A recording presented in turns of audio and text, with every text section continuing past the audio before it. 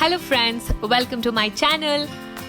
Dinner time salad recipe seriesல இன்னைக்கு நாம இன்னொரு அட்டகாசமான அதிக சத்துள்ள salad பார்க்கலாம். நிறைய பேர் இந்த சீரீஸை ஃபாலோ பண்ணி salad recipes-ஐ ட்ரை பண்ணதுக்கு ரொம்ப தேங்க்ஸ். சப்போஸ் நீங்கள் இந்த வீடியோவை ஃபர்ஸ்ட் டைம் பார்க்குறீங்கன்னா நான் இந்த சீரீஸில் செஞ்ச வேறு salad ரெசிபியும் ட்ரை பண்ணி பாருங்கள்.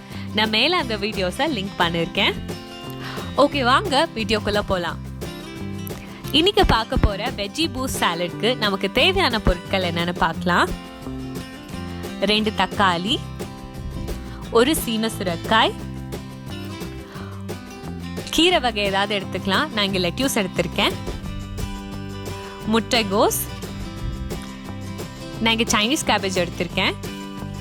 எலுமிச்சை, ஆலிவ் எண்ணெய், சால்ட், பெப்பர்.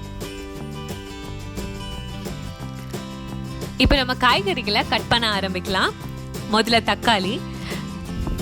தக்காளியில் வைட்டமின் ஏ, வைட்டமின் சி அதிகமாக இருக்குது.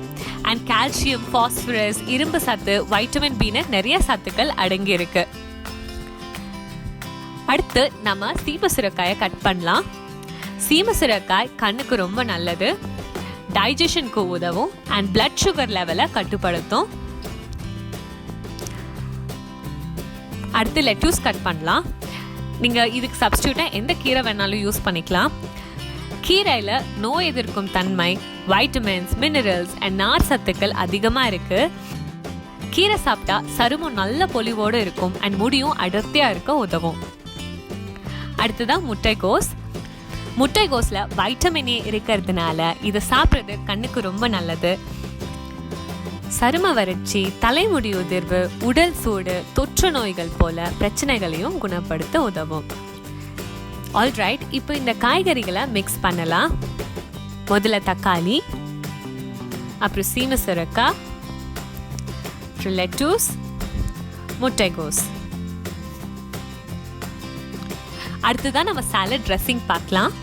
சாலட் ட்ரெஸ்ஸிங்க்கு ஒரு எலுமிச்சை, ஆலிவ் ஆயில் சேர்த்துக்கலாம்,